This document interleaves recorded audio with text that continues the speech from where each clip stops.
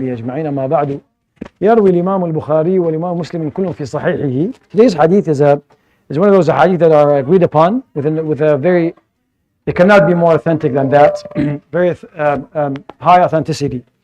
Narrated in the collections of Imam Muslim and Bukhari, and also in other collections, Imam Nasa'i with Tirmidhi, wa Ibn Majah, other. It's a very famous hadith. It's a beautiful hadith. There's a lot to talk about in this hadith, but I won't take more than a few minutes, just to discuss a few ideas, or at least one main idea in it.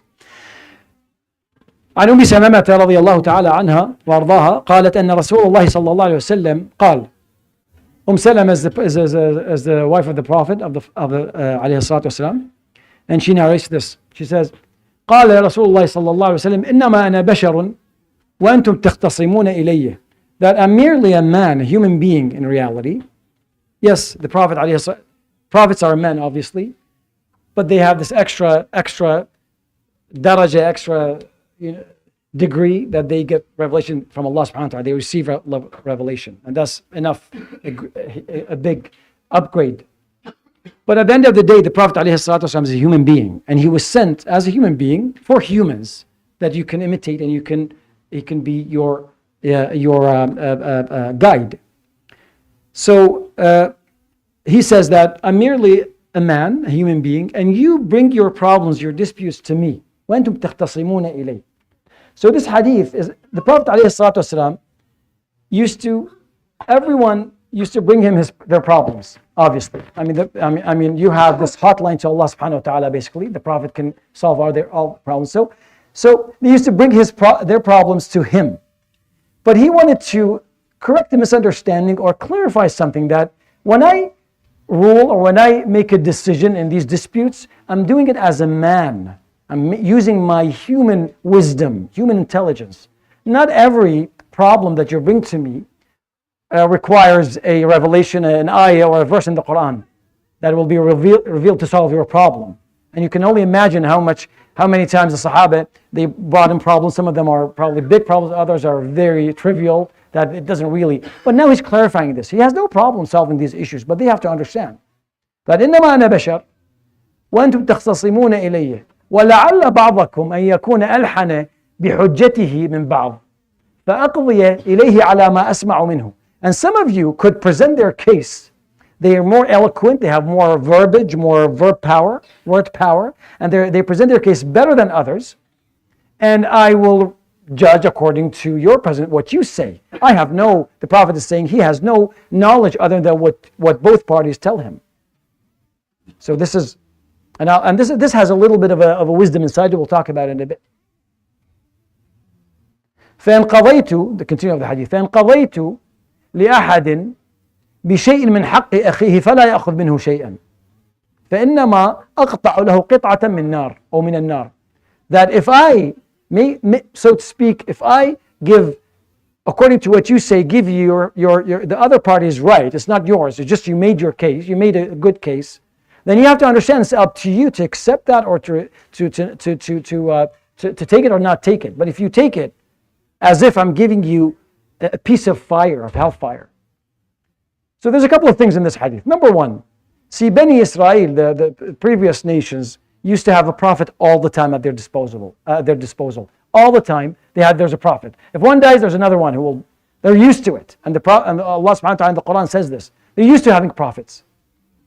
So they always have this direct hotline to Allah subhanahu wa ta'ala. Any problem, there's going to be a revelation, they will be okay.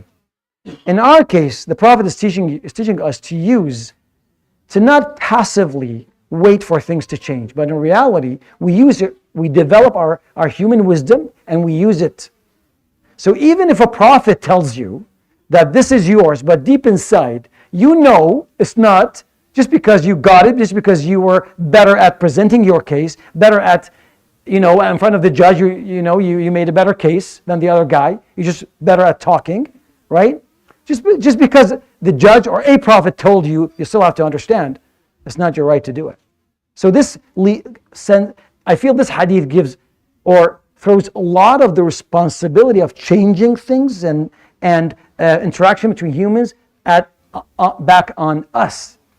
As if the Prophet is saying, you have to deal with these issues And you have to understand even if I tell you, but you feel deep inside this is wrong because you just, you made it that way, you said it that way, then you still have to understand that this is wrong. I think it's a beautiful hadith. There's a lot in this hadith, and I feel like it's and there's a reason why it's narrated in many different there's many different wording to it, and it's in every collection. It's everywhere. It's one of those very famous hadith. It leaves that those who wait for someone to change their reality, for a prophet, we always, we like this. We like to sit and wait for someone to come. It's never going to happen. Because after the Prophet ﷺ, we have no connection to Allah subhanahu wa ta'ala. We have no hotline to Allah subhanahu wa ta'ala, except through what we do and the prayer, except what a human being would have, the amount of connection that a human being would have. No more. There's no prophet, there's no wahi after that. And this hadith is almost training us to live that way and live with that mindset. That you even if you feel like, even if you get a ruling that's right.